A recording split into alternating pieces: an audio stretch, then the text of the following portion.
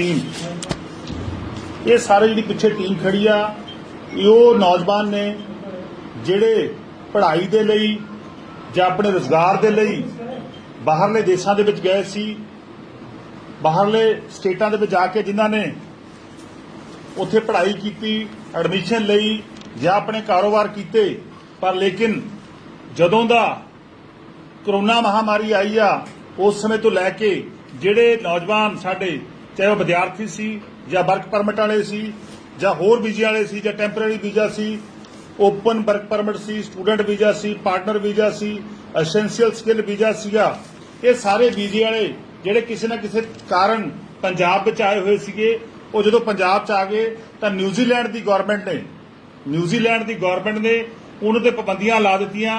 अज जिहड़े मेरे नाल जगविंदर जी बैठे नेगे, इन्हां दी धर्म पत्नी उत्थे लंबे अरसे तो कल्ली रह रही आ, बहुत सारे होर ने जिन्हां दे पत्नियां जां जिहड़ियां कुड़ियां नेगियां उन्हां दे हसबैंड या उन्हां दे बच्चे उत्थे नेगे। सो सरकार, पंजाब सरकार ना गौरमेंट ऑफ इंडिया कोई ध्यान नहीं दे रही, क्योंकि इन्हां दे इत्थे रहण दे नाल उत्थे इन्हां दे बहुत सारे सर्टिफिकेट, पढ़ाई नाल संबंधित डॉकूमेंट, इन्हां दे अपने कपड़े, कारां, घर वो लगातार बर्बाद हो रहे नेगे। और सरकार जिहड़ी आ कैप्टन साहब की सरकार कोई ध्यान नहीं दे रही, और बहुत सारे दे वीजे जिहड़े हैगे ने उन्हां दा भी समा निकल गया, जो वीजियां दा समा निकल गया, मैं समझदा दोबारे उत्थे जा नहीं सकणगे। सो बहुत बड़ा नुकसान जिहड़ा इन्हां नौजवानों का हो रहा, लगभग 500 तो उपर जिहड़े नौजवान नेगे पंजाब च फसे हुए नेगे। सो मैं इस तो पहला भी जिहड़ा हैगा पंजाब सरकार के ध्यान में लिया चुके हैं, कैप्टन साहब के ध्यान दे विच भेजिया हैगा, और देश के प्रधानमंत्री मोदी साहब नूं मैं लैटर भेजिया हैगा, और पंजाब के मुख्यमंत्री साहब नूं भेजिया हैगा। अज मैं दिखा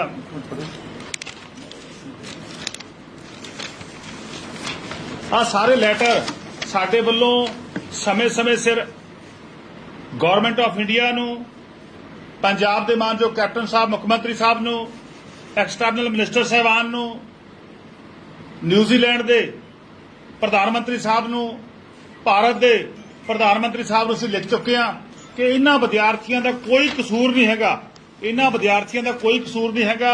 ये अपनी रूटीन दे विच छुट्टियां कट्टण आए सी, या अपने मापिਆਂ ਨੂੰ मिलण आए सी, या किसी होर कामकार भारत दे विच आए सीगे, और न्यूजीलैंड की सरकार ने इन्नियां सख्त पाबंदियां लातियां कि अज इन्हां दा मैं समझदा बहुत सारा सरमाया भी उत्थे रुल रहा, बहुत सारे पैसे भी उत्थे रुल रहे नेगे, और इन्हां दी मैं समझदा रोजी रोटी नाल जुड़े हुए जिहड़े साधन ने वो भी रुल रहे नेगे।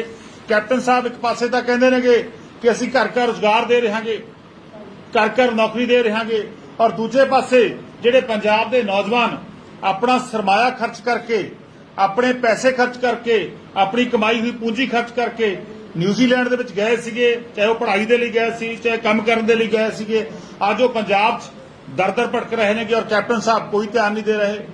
सो मेरी सनिम्र बेनती आ पंजाब के मुख्यमंत्री साहब नूं कि तुरंत एक पंजाब के घट्टो घट्ट 3 मिनिस्टरां दा एक वफद तैयार किया जाए, जिहड़ा देश के एक्सटर्नल मिनिस्टर साहबान नूं मिले, देश के प्रधानमंत्री साहब नूं मिले, ताकि वो सारी गलबात न्यूजीलैंड के प्रधानमंत्री नाल या न्यूजीलैंड के एक्सटर्नल मिनिस्टर नाल होवे, ताकि सारे व्यक्ति जिहड़े अज मैं समझदा नौजवान साडे घूम रहे नेगे, जां मैं समझदा जिन्हां दी फ्यूचर बर्बाद हो रहा हैगा, उन्हां नूं कोई राहत मिले, उन्हां नूं जाण दा कोई साधन बने। इहदे लई मेरी उन्हां नूं बेनती है, मैं ऑलरेडी पहला भी लैटर लिख चुकिया हैगा। सो हुण मेरी तुहाडे जरिए उन्हां नूं अपील हैगी, क्योंकि पंजाब के मुख्यमंत्री साहब अपनी कुर्सी बचाउण दे लई, अपनी जिहड़ी आ कुर्सी नूं सेफ रखण दे लई लगातार देश के प्रधानमंत्री, देश की जिहड़ी उहदी पार्टी की प्रधान आ सोनिया गांधी जी नूं मिलदे नेगे, देश के प्रधानमंत्री साहब नूं मिल के आए सीगे, देश के होम मिनिस्टर साहब नूं मिल के आए सीगे, पर लेकिन ये नौजवानों की गल जिहड़े मेरे पिछे खड़े नेगे या नाल बैठे नेगे, इन्हां दी एक भी गल देश के प्रधानमंत्री नाल नहीं कीती, होम मिनिस्टर नाल नहीं कीती, क्योंकि ये भी साडे वो अनमोल हीरे नेगे, वो नौजवान नेगे जिन्हां ने पंजाब च पढ़ाई की, इत्थों एजुकेशन लैके उच्च सिक्ख्या लई बाहरले देशों दे विच गए, या रोजगार की भाल दे विच बाहरले देशों दे विच गए, अज वो दर दी ठोकरां खाण लई मजबूर हो रहे नेगे। सो मेरी पंजाब सरकार नूं बेनती आ कि तुरंत घट्टो घट्ट 3 मिनिस्टरां दा एक पैनल तैयार करके उन्होंने भेजा जाए, इन्हों के प्रधान जी नाल जाण, सैकटरी साहबान नाल जाण, आम आदमी पार्टी नाल जाण नूं तैयार आ, या सारियां पार्टियां दा एक डेलीगेशन तैयार करके देश के एक्सटर्नल मिनिस्टर नूं मिलो, ਜਾ ਕੇ ਸਮੱਸਿਆ ਦਾ ਹੱਲ ਕਰੋ, ਕਿਉਂਕਿ ਇਸ ਦੇ ਨਾਲ ਬਹੁਤ ਵੱਡੀ ਗਿਣਤੀ ਦੇ ਵਿੱਚ ਪਰਿਵਾਰਾਂ ਦੇ ਵਿੱਚ ਮੈਂ ਸਮਝਦਾ ਨਿਰਾਸ਼ਤਾ ਫੈਲ ਚੁੱਕੀ ਆ ਔਰ ਬੇਰੁਜ਼ਗਾਰੀ ਦੇ ਵਿੱਚ ਵੀ ਵਾਧਾ ਹੋ ਰਿਹਾ, ਕਿਉਂਕਿ ਕਿਤੇ ਨਾ ਕਿਤੇ ਰੁਜ਼ਗਾਰ ਜਿਹੜੇ ਕੋਲੇ ਸੀਗਾ ਰੁਜ਼ਗਾਰ ਖੋਇਆ ਜਾ ਰਿਹਾ ਹੈਗਾ। ਸੋ ਬੇਰੁਜ਼ਗਾਰੀ ਦੇ ਵਿੱਚ ਵਾਧਾ ਹੋ ਰਿਹਾ। ਕੈਪਟਨ ਸਾਹਿਬ ਦਾ ਮਿਸ਼ਨ ਸੀ ਘਰ ਘਰ ਰੁਜ਼ਗਾਰ ਦਾ, ਉਸ ਮਿਸ਼ਨ ਨੂੰ ਮੈਂ ਸਮਝਦਾ ਸਫਲ ਕਰਨ ਦੇ ਵਿੱਚ ਜੇ ਮਾੜਾ ਮੋਟਾ ਵੀ ਯੋਗਦਾਨ ਪਾਉਣਾ ਚਾਹੁੰਦੇ ਨੇ ਕੈਪਟਨ ਸਾਹਿਬ, ਤਾਂ ਤੁਰੰਤ ਇਹਨਾਂ ਜਿਹੜੇ 500 ਦੇ ਕਰੀਬ ਨੌਜਵਾਨ ਨੇਗੇ ਇਹਨਾਂ ਦੇ ਡੈਲੀਗੇਸ਼ਨ ਨੂੰ ਨਾਲ ਲੈ ਕੇ ਦੇਸ਼ ਦੇ ਐਕਸਟਰਨਲ ਮਿਨਿਸਟਰ ਨੂੰ, ਦੇਸ਼ ਦੇ ਪ੍ਰਧਾਨ ਮੰਤਰੀ ਸਾਹਿਬ ਨੂੰ ਮਿਲਣ, ਤਾਂ ਕਿ ਉਹ ਜਿਹੜਾ ਹੈਗਾ ਆਪਣਾ ਨਿਊਜ਼ੀਲੈਂਡ ਦੇ ਪ੍ਰਧਾਨ ਮੰਤਰੀ ਨਾਲ ਗੱਲ ਕਰ ਸਕਣ।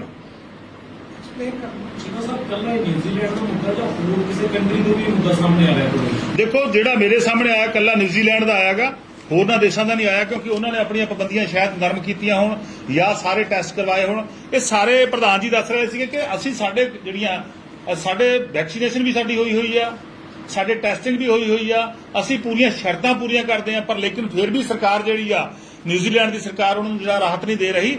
ਸੋ ਇਹਦੇ ਲਈ ਸਾਡੀ ਗਵਰਨਮੈਂਟ ਆਫ ਇੰਡੀਆ ਨੂੰ, ਪੰਜਾਬ ਸਰਕਾਰ ਨੂੰ ਇੰਟਰਫੀਅਰ ਕਰਨਾ ਪੈਣਾਗਾ, ਤਾਂ ਜਾ ਕੇ ਇਹਨਾਂ ਦਾ ਮੈਂ ਸਮਝਦਾ ਕੰਮ ਹੋ ਸਕਦਾ ਹੈ।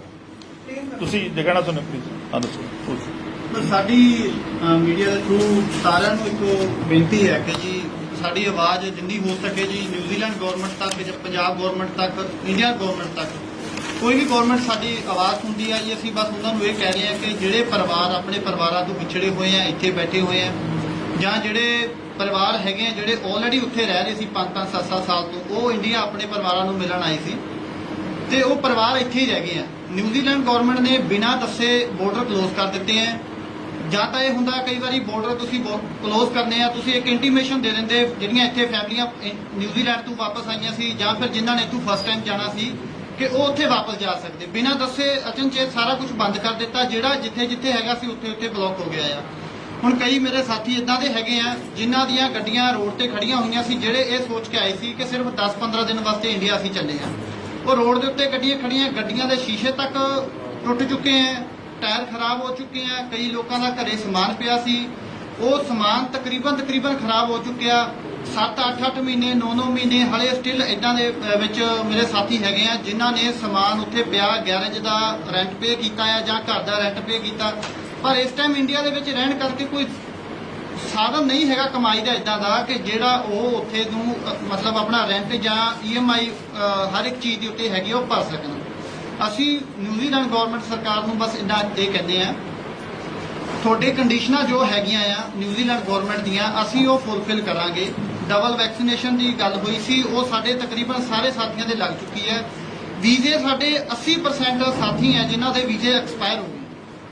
ਅਸੀਂ ਨਿਊਜ਼ੀਲੈਂਡ ਸਰਕਾਰ ਨੂੰ ਇਹ ਬੇਨਤੀ ਕਰਦੇ ਹਾਂ ਕਿ ਜਿਹੜੇ ਸਾਡੇ ਵੀਜ਼ੇ ਬਿਨਾਂ ਯੂਜ਼ ਕੀਤੇ ਐਕਸਪਾਇਰ ਹੋਏ ਆ, ਸਾਡੇ ਇੱਥੇ ਬੈਠੇ ਐਕਸਪਾਇਰ ਹੋ ਗਏ ਆ, ਵੀ ਸਾਡੇ ਉਹ ਜਿਹੜੇ ਵੀਜ਼ੇ ਆ ਉਹ ਐਕਸਟੈਂਡ ਕੀਤੇ ਜਾਣ। ਸਾਡੇ ਬਹੁਤ ਸਾਥੀ ਆ ਉੱਥੇ, ਆਰਗੇਨਾਈਜੇਸ਼ਨ ਹੈਗੀਆਂ ਆ ਨਿਊਜ਼ੀਲੈਂਡ ਦੇ ਵਿੱਚ ਹੈਗੀਆਂ, ਸਿੱਖ ਜਥੇਬੰਦੀਆਂ ਹੈਗੀਆਂ ਜਿਹੜੀ ਸਾਡੇ ਕਰਕੇ ਸੜਕਾਂ ਤੇ ਆਈਆਂ ਹੋਈਆਂ ਆ, ਉਹਨਾਂ ਨੂੰ ਗਵਰਨਮੈਂਟ ਨੂੰ ਸਾਰਾ ਐਕਸਪਲੇਨ ਕਰ ਰਹੀਆਂ, ਲੇਕਿਨ ਗਵਰਨਮੈਂਟ ਜਿਹੜੀ ਨਿਊਜ਼ੀਲੈਂਡ ਦੀ ਕੁਝ ਇਸ ਤੇ ਟਿੱਪਣੀ ਨਹੀਂ ਕਰ ਰਹੀ ਹੈਗੀ। ਅਸੀਂ ਇੰਡੀਆ ਗਵਰਨਮੈਂਟ ਨੂੰ ਇਹ ਕਹਿੰਦੇ ਆ ਕਿ ਜੀ ਨਿਊਜ਼ੀਲੈਂਡ ਸਰਕਾਰ ਦੇ ਨਾਲ ਵਾਰਤਾਲਾਪ ਕਰਕੇ ਜੀ ਸਾਡੇ ਮਸਲੇ ਦਾ ਹੱਲ ਕੱਢਿਆ ਜਾਵੇ। ਤੁਸੀਂ ਇਹ ਵੀ ਕਹਿ ਰਹੇ ਸੀ 15 ਤਰੀਕ ਤੋਂ ਬਾਅਦ ਅਸੀਂ ਦਿੱਲੀ ਘਰ ਦੇ ਬੈਠਾਂਗੇ ਜਾ ਕੇ, ਕਿਉਂਕਿ ਸਾਡੀ ਗੱਲ ਨਹੀਂ ਸੁਣੀ ਜਾ ਰਹੀ, ਨਾ ਕੇਂਦਰ ਸਰਕਾਰ ਸੁਣੀ ਨਾ ਪੰਜਾਬ ਸਰਕਾਰ ਸੁਣੀ ਹੈ। ਤੁਸੀਂ ਪਹਿਲਾਂ ਵੀ ਆਮ ਆਦਮੀ ਪਾਰਟੀ ਦੇ ਹਾਂਜੀ, ਅਸੀਂ ਕੋਸ਼ਿਸ਼ ਕਰ ਰਹੇ ਹਾਂ ਜੀ ਕਿ ਹਾਂਜੀ, ਕਿਉਂਕਿ ਹਰ ਇੱਕ ਜਗ੍ਹਾ ਜਿੱਥੇ ਵੀ ਜਾ ਰਹੇ ਹਾਂ ਕੋਵਿਡ ਦਾ ਬਹਾਨਾ ਹਰ ਇੱਕ ਜਗ੍ਹਾ ਤੇ ਲਾਇਆ ਜਾ ਰਿਹਾ ਜੀ। ਅਸੀਂ ਪਰਮਿਸ਼ਨ ਵਾਸਤੇ ਘੱਟੋ ਘੱਟ ਦਿੱਲੀ ਦੇ 4 ਚੱਕਰ ਲਗਾ ਚੁੱਕੇ ਹਾਂ ਜੀ, ਸਾਨੂੰ ਪਰਮਿਸ਼ਨ ਤੱਕ ਨਹੀਂ ਦੇ ਰਹੇ। ਅਗਰ ਬਿਨਾਂ ਪਰਮਿਸ਼ਨ ਤੋਂ ਜਾਂਦੇ ਆ ਜੀ, ਸਾਨੂੰ ਇਹ ਹੈ ਵੀ ਕਿ ਸਾਡਾ ਕੋਈ ਵੀ ਅਗਰ ਕਾਨੂੰਨੀ ਤੌਰ ਤੇ ਸਾਡੀ ਕੋਈ ਕਾਰਵਾਈ ਹੋ ਜਾਂਦੀ ਹੈ, ਸਾਡੇ ਫਿਊਚਰ ਤੇ ਉਹ ਵੀ ਇੱਕ ਬਹੁਤ ਵੱਡਾ ਮਸਲਾ ਹੋ ਸਕਦਾ ਹੈ। ਤੁਸੀਂ ਆਮ ਆਦਮੀ ਪਾਰਟੀ ਦਾ ਪਲੇਟਫਾਰਮ ਚੁਣਿਆ, ਇਹੀ ਕਿਉਂ ਚੁਣਿਆ? ਕੀ ਲੱਗਦਾ ਕਿ ਕਿਉਂਕਿ ਡਾਇਰੈਕਟ ਸਰਕਾਰ ਨਾਲ ਕੋਈ ਗੱਲਬਾਤ ਹੋਈ ਹਾਲੇ ਤੱਕ, ਜੇ ਕੋਈ ਸਮਾਂ ਮੰਨਣ ਦੀ ਕੋਸ਼ਿਸ਼ ਕੀਤੀ ਗਈ ਹੋਵੇ ਬੀਜੇਪੀ ਤੋਂ, ਖਾਸ ਕਰਕੇ ਸੈਂਟਰ ਦੇ ਵਿੱਚ? ਹਾਂਜੀ, ਅਸੀਂ ਬਹੁਤ ਕੋਸ਼ਿਸ਼ ਕੀਤੀ ਹੈ ਜੀ, ਹਰ ਇੱਕ ਪਾਰਟੀ ਦੇ ਨਾਲ ਵਾਰਤਾਲਾਪ ਕਰਨ ਦੀ ਕੋਸ਼ਿਸ਼ ਕੀਤੀ ਹੈ, ਪਰ ਜੋ ਸਾਨੂੰ ਰਿਸਪੌਂਸ, ਜੋ ਸਾਨੂੰ ਇੱਥੇ ਇੱਕ ਕਹਿ ਸਕਦੇ ਆ ਕਿ ਬੰਦੇ ਦੀ ਕਦਰ ਹੁੰਦੀ ਹੈ ਜੀ, ਇਹ ਆਮ ਆਦਮੀ ਨੇ ਪਛਾਣੀ ਹੈ ਜੀ। ਇੱਥੇ ਆਫਿਸ 'ਚ ਆ ਕੇ ਜੀ ਜੋ ਜਿਸ ਤਰ੍ਹਾਂ ਦਾ ਸਾਨੂੰ ਟ੍ਰੀਟਮੈਂਟ ਮਿਲਦਾ ਜੀ, ਅਸੀਂ ਇਹ ਸੋਚ ਸਕਦੇ ਹਾਂ ਕਿ ਜੀ ਇੱਕ ਇਹ ਪਾਰਟੀ ਹੈਗੀ ਹੈ ਜੀ ਜਿਹੜਾ ਸਾਡੀ ਆਵਾਜ਼ ਜਿਹੜੀ ਹੈ ਜੀ ਸੁੱਤੀ ਹੋਈ ਸਰਕਾਰ ਤੱਕ ਪਹੁੰਚਾ ਸਕੇ।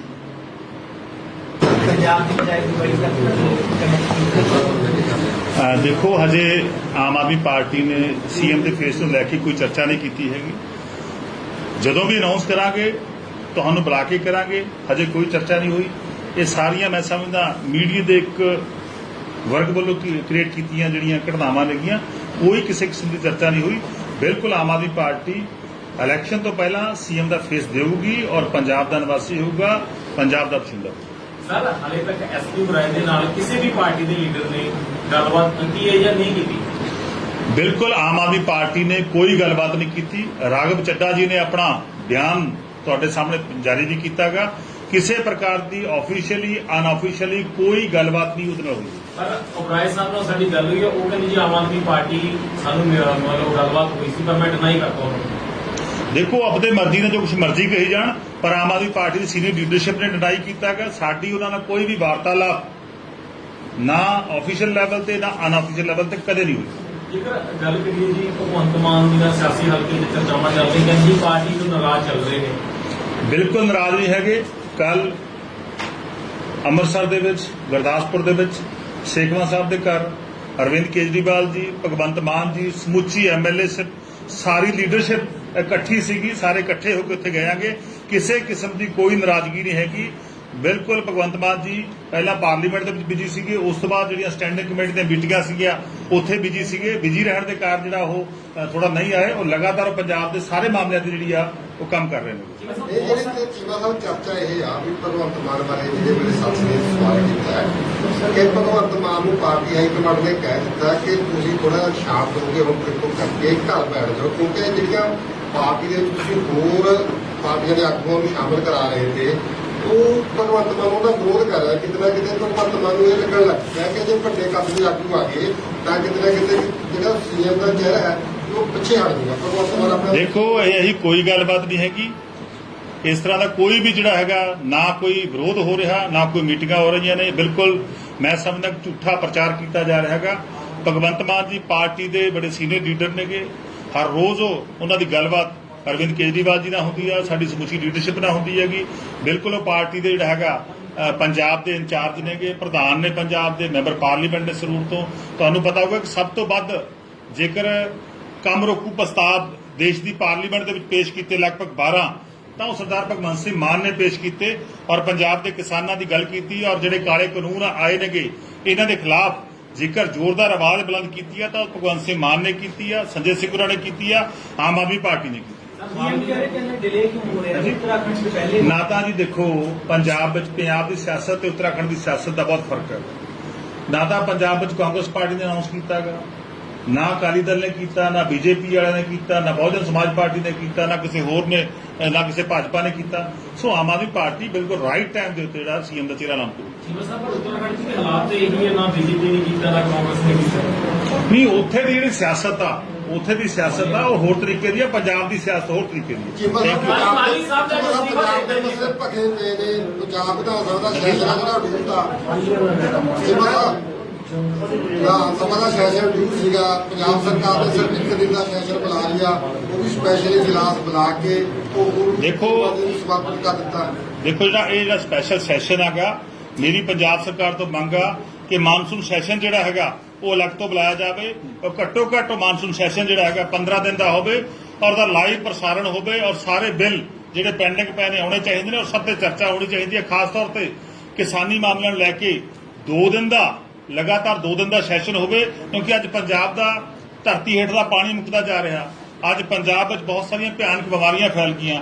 ਅੱਜ ਪੰਜਾਬ ਵਿੱਚ ਸਾਨੂੰ ਕਿਸਾਨ ਨੂੰ ਇਸ 2 ਫਸਲੀ ਚੱਕਰ ਚੋਂ ਕੱਢਣ ਦੇ ਲਈ ਬਹੁਤ ਫਸਲੀ ਚੱਕਰ ਲੈ ਕੇ ਆਉਣਾ ਪਊਗਾ। ਉਹਦੇ ਲਈ ਮੈਂ ਸਮਝਦਾ 2 ਦਿਨ ਦਾ ਸੈਸ਼ਨ ਹੋਣਾ ਚਾਹੀਦਾ, ਕਿਉਂਕਿ ਪੰਜਾਬ ਦੇ ਮੁੱਖ ਮੰਤਰੀ ਕੈਪਟਨ ਅਮਰਿੰਦਰ ਸਿੰਘ ਪੰਜਾਬ ਦੇ ਖੇਤੀਬਾੜੀ ਮਿਨਿਸਟਰ ਵੀ ਨੇ। ਸੋ ਉਹਨਾਂ ਦੀ ਡਿਊਟੀ ਬਣਦੀ ਆ, ਜ਼ਿੰਮੇਵਾਰੀ ਬਣਦੀ ਆ ਕਿ ਪੰਜਾਬ ਵਿਧਾਨ ਸਭਾ ਦਾ 15 ਦਿਨ ਦਾ ਸੈਸ਼ਨ ਹੋਵੇ, ਜਿਹਦੇ ਵਿੱਚ 2 ਦਿਨ ਜਿਹੜੇ ਹੈਗੇ ਨੇ ਸਪੈਸ਼ਲੀ ਉਹ ਕਿਸਾਨੀ ਜਿਹੜਾ ਹੈ ਕਿਸਾਨਾਂ ਦੇ ਲਈ ਹੋਣ। ਮਾਨਵਿੰਦਰ ਮੱਲੀ ਨੇ ਅਸਤੀਫਾ ਦੇ ਦਿੱਤਾ ਜੀ ਆਪਣੇ ਅਹੁਦੇ ਤੋਂ। ਪਿਛਲੇ ਦਿਨਾਂ ਦੇ ਵਿੱਚ ਤੁਹਾਡੇ ਵੱਲੋਂ ਵੀ ਲਗਾਤਾਰ ਸਟੇਟਮੈਂਟਾਂ ਜਾਰੀ ਹੋਈਆਂ। ਅੱਜ ਜਦੋਂ ਉਹਨਾਂ ਨੇ ਅਸਤੀਫਾ ਦਿੱਤਾ, ਇੱਕ ਤਾਂ ਕਹਿੰਦੇ ਅਹੁਦਾ ਛੱਡ ਲਿਆ, ਦੂਜਾ ਕਹਿੰਦੇ ਮੇਰੀ ਜਾਨ ਨੂੰ ਖਤਰਾ ਹੈ। ਕੈਪਟਨ ਅਮਰਿੰਦਰ ਸਿੰਘ, ਬਲਜਿੰਦਰ ਸਿੰਘਲਾ, ਮਨੀਸ਼ ਤਿਵਾਰੀ ਔਰ 2 ਆਗੂ ਆਮ ਆਦਮੀ ਪਾਰਟੀ ਦੇ ਵੀ ਉਹਨਾਂ ਦੇ ਵਿੱਚ ਉਹਨਾਂ ਨੇ ਜ਼ਿਕਰ ਕੀਤਾ ਹੈਗਾ। ਪਹਿਲੇ ਨੇ ਰਾਘਵ ਚੱਡਾ ਔਰ ਦੂਸਰੇ ਨੇ ਜਰਨੈਲ ਸਿੰਘ। ਨਾ ਤਾਂ ਆਮ ਆਦਮੀ ਪਾਰਟੀ ਨੇ ਇਹਨਾਂ ਨੂੰ ਸਲਾਹਕਾਰ ਲਾਇਆ, ਨਾ ਲਗਵਾਇਆ। ਇਹ ਤਾਂ ਨਵਜੋਤ ਸਿੰਘ ਸਿੱਧੂ ਨੇ ਲਾਇਆ, ਉਹਨਾਂ ਨੇ ਹਟਾਇਆ। ਠੀਕ ਹੈ ਨਾ। ਇਹਦੇ ਵਿੱਚ ਆਮ ਆਦਮੀ ਪਾਰਟੀ ਦਾ ਕੀ ਰੋਲ ਹੈਗਾ? ਸੋ ਕਈ ਵਾਰ ਕਈ ਵਿਅਕਤੀਆਂ ਨੂੰ ਆਦਤ ਹੁੰਦੀ ਹੈ ਕਿ ਮੀਡੀਆ 'ਚ ਕਿਵੇਂ ਬਣੇ ਰਹੀਏ ਤਾਂ ਇਸ ਤਰ੍ਹਾਂ ਦੀ ਸਨਸਨੀਖੇਜ਼ ਗੱਲਾਂ ਕਰਦੇ ਰਹਿੰਦੇ ਨੇਗੇ। ਸੋ ਉਹਨਾਂ ਦਾ ਕੋਈ ਵੀ ਲੈਣ ਦੇਣਾ ਆਮ ਆਦਮੀ ਪਾਰਟੀ ਨਾਲ ਨਹੀਂ ਹੈਗਾ। ਇਹ ਤਾਂ ਨਵਜੋਤ ਸਿੰਘ ਸਿੱਧੂ ਸਪਸ਼ਟ ਕਰਨ ਕਿ ਕਿਉਂ ਲਾਇਆ ਸੀ, ਕਿਉਂ ਹਟਾਇਆਗਾ। ਔਰ ਭਾਰਤ ਅਸੀਂ ਬੜਾ ਸਪਸ਼ਟ ਕਰਦੇ ਹਾਂ, ਆਮ ਆਦਮੀ ਪਾਰਟੀ ਭਾਰਤ ਜਿਹੜਾ ਹੈਗਾ ਕੰਨਿਆ ਕੁਮਾਰੀ ਤੋਂ ਲੈ ਕੇ ਕਸ਼ਮੀਰ ਤੱਕ ਇੱਕ ਹੈਗਾ। ਚੀਮਾ ਸਾਹਿਬ ਕੱਲ ਇੱਕ ਵੀਡੀਓ ਸਾਹਮਣੇ ਆਈ ਜਿਹੜੀ ਦੱਸਿਆ ਜਾ ਰਿਹਾ ਹੈ ਸਿੱਧੂ ਦੀ, ਉਹ ਕਹਿ ਰਹੇ ਕਿ ਜੇ ਮੇਰੀ ਗੱਲ ਨਹੀਂ ਸੁਣੀ ਗਈ ਤਾਂ ਮੈਂ ਇਟਨਾ ਕਰ ਦੂੰਗਾ, ਆਪਣੀ ਹਾਈ ਕਮਾਂਡ ਨੂੰ ਜਿਹੜਾ ਹੈ ਉਹ ਇਸ ਤਰੀਕੇ ਨਾਲ ਧਮਕੀਆਂ ਦੇ ਰਹੇ ਨੇ। ਦੇਖੋ ਸਭ ਨੂੰ ਪਤਾ ਹੈਗਾ ਉਹਨਾਂ ਦੇ ਸੁਭਾਅ ਬਾਰੇ ਵੀ ਉਹ ਬੜੇ ਤੱਤੇ ਚੱਲਦੇ ਨੇਗੇ, ਬੜੇ ਲਗਾਤਾਰ ਜਿਹੜਾ ਹੈਗਾ ਉਹ ਕ੍ਰਿਕਟ ਵਾਂਗੂ ਛੱਕੇ ਮਾਰਨ ਦੀ ਜਿਹੜੀ ਉਹਨਾਂ ਦੀ ਆਦਤ ਆ ਗਈ। ਸੋ ਰਾਜਨੀਤੀ ਵਿੱਚ ਇਹ ਮੈਂ ਸਮਝਦਾ ਸੰਭਵ ਨਹੀਂ ਹੁੰਦਾ ਹੈਗਾ, ਰਾਜਨੀਤੀ ਬੜੇ ਖੇਮੇ ਦੀ ਗੇਮ ਆ। ਸੋ ਮੈਂ ਸਮਝਦਾ ਉਹਨਾਂ ਨੂੰ ਹੁਣ ਆਪਣਾ ਜਿਹੜਾ ਰਾਜਨੀਤਿਕ ਭਵਿੱਖ ਆ ਜਿਹੜਾ ਉਹ ਤਲਾਸ਼ ਲੈਣਾ ਚਾਹੀਦਾ ਵੀ ਉਹਦਾ ਕਿੱਥੇ ਹੈ। 3 ਦਿਨ ਪਹਿਲਾਂ ਇੱਕ ਮੀਟਿੰਗ ਕੀਤੀ ਜਾਂਦੀ ਹੈ, ਕਈ ਜਿਹੜੇ ਉਹ ਕੈਬਨਿਟ ਮਿਨਿਸਟਰ ਹੁੰਦੇ ਨੇ, ਉਹਦੇ ਵਿੱਚ ਇਹ ਕਿਹਾ ਜਾਂਦਾ ਕਿ ਸਾਨੂੰ ਜਿਹੜਾ ਉਹ ਸੀਐਮ ਫੇਸ ਬਦਲਣਾ ਹੈ, ਇਹ ਕਿਹਾ ਜਾਂਦਾ। ਉਸ ਤੋਂ ਬਾਅਦ ਹੁਣ ਇਹ ਕਿਹਾ ਜਾ ਰਿਹਾ ਹੈ ਕੱਲ ਜਿਸ ਤਰੀਕੇ ਨਾਲ ਡਿਨਰ ਡਿਪਲੋਮੇਸੀ ਹੋਈ ਹੈ, ਹੁਣ ਚਰਨਜੀਤ ਸਿੰਘ ਚੰਨੀ ਵੀ ਕੋਈ ਜਵਾਬ ਨਹੀਂ ਦੇ ਰਹੇ, ਪ੍ਰਗਟ ਸਿੰਘ ਵੀ ਨੋ ਕਮੈਂਟਸ ਕਰ ਰਹੇ ਨੇ। 4.5 ਸਾਲ ਇਹ ਸਾਰੇ ਮਿਨਿਸਟਰ ਇਕੱਠੇ ਹੋ ਕੇ ਇਹਨਾਂ ਨੇ ਪੰਜਾਬ ਨੂੰ ਲੁੱਟਿਆ। 4.5 ਸਾਲ ਇਹ ਲਗਾਤਾਰ ਸ਼ਰਾਬ ਦਾ ਮਾਫੀਆ, ਰੇਤ ਦਾ ਮਾਫੀਆ, ਟਰਾਂਸਪੋਰਟ ਦਾ ਮਾਫੀਆ, ਬਿਜਲੀ ਦਾ ਮਾਫੀਆ ਚਲਾਉਂਦੇ ਰਹੇ। 4.5 ਸਾਲ ਇਹ ਲੋਕ ਗੁਰੂ ਗ੍ਰੰਥ ਸਾਹਿਬ ਦੀ ਬੇਅਦਬੀ ਤੇ ਚੁੱਪ ਰਹੇ। ਜਦੋਂ ਸਾਰੇ ਮੁੱਦਿਆਂ ਦੇ ਉੱਤੇ ਆਮ ਆਦਮੀ ਪਾਰਟੀ ਤੁਹਾਡੇ ਸਾਹਮਣੇ, ਸਾਰਿਆਂ ਦੇ ਤੁਹਾਡੇ ਕੈਮਰਿਆਂ ਦੇ ਸਾਹਮਣੇ ਪੰਜਾਬ ਦੀ ਵਿਧਾਨ ਸਭਾ 'ਚ ਕਹਿੰਦੀ ਹੁੰਦੀ ਸੀ ਕਿ ਗੁਰੂ ਗ੍ਰੰਥ ਸਾਹਿਬ ਦੀ ਬੇਅਦਬੀ ਦਾ ਇਨਸਾਫ ਦਿਓ, ਉਦੋਂ ਸਾਰੇ ਕੀ ਕਰਦੇ ਸੀ? ਇਹੀ ਚੰਨੀ ਹੋਰੀ, ਇਹੀ ਬਾਜਵੇ ਹੋਰੀ, ਇਹੀ ਰੰਧਾਵੇ ਹੋਰੀ, ਇਹੀ ਪ੍ਰਗਟ ਸਿੰਘ, ਇਹੀ ਨਵਜੋਤ ਸਿੰਘ ਸਿੱਧੂ ਕਿਹਦੇ ਸਾਹਮਣੇ ਖੜਾ ਹੁੰਦਾ ਸੀਗਾ? ਕੈਪਟਨ ਸਾਹਿਬ ਦੇ ਸਾਹਮਣੇ ਖੜਦੇ ਹੁੰਦੇ ਸੀ। ਨਹੀਂ, ਸਾਡਾ ਮੁੱਖ ਮੰਤਰੀ ਬੜਾ ਅੱਛਾ ਮੁੱਖ ਮੰਤਰੀ ਆ, ਬੜੀ ਜਲਦੀ ਇਨਸਾਫ ਹੋਊਗਾ। ਹੁਣ 4.5 ਸਾਲਾਂ ਬਾਅਦ ਜਦੋਂ ਗਰਾਊਂਡ ਤੇ ਗਏ, ਜਦੋਂ ਆਪਣੀ ਇਲੈਕਸ਼ਨ ਲੜਨ ਦੇ ਲਈ ਗਰਾਊਂਡ ਤੇ ਗਏ, ਜਦੋਂ ਪੰਜਾਬ ਦੇ ਲੋਕਾਂ ਨੇ ਘੇਰਿਆ, ਪੰਜਾਬ ਦੇ ਲੋਕਾਂ ਨੇ ਸਵਾਲ ਸ਼ੁਰੂ ਕਰਨ ਲੱਗੇ, ਫਿਰ ਇਹਨਾਂ ਨੇ ਕਿਹਾ ਕਿ ਆਪਾਂ ਆਪਣੀ ਚਮੜੀ ਕਿਵੇਂ ਬਚਾਈਏ, ਆਪਾਂ ਆਪਣੇ ਆਪ ਨੂੰ ਜਿਹੜਾ ਹੈਗਾ ਦੁੱਧ ਧੋਤੇ ਕਿਵੇਂ ਬਣੀਏ। ਉਹ ਦੁੱਧ ਧੋਤੇ ਬਣਨ ਦੇ ਲਈ ਇਹਨਾਂ ਨੇ ਕਿਹਾ ਕਿ ਸੀਐਮ ਨੂੰ ਹਟਾ ਦਿਓ ਤੇ ਆਪਾਂ ਬਚ ਰਵਾਂਗੇ। ਇਹ ਆਪਣੀ ਜ਼ਿੰਮੇਵਾਰੀ ਤੋਂ ਨਹੀਂ ਬਚ ਸਕਦੇ।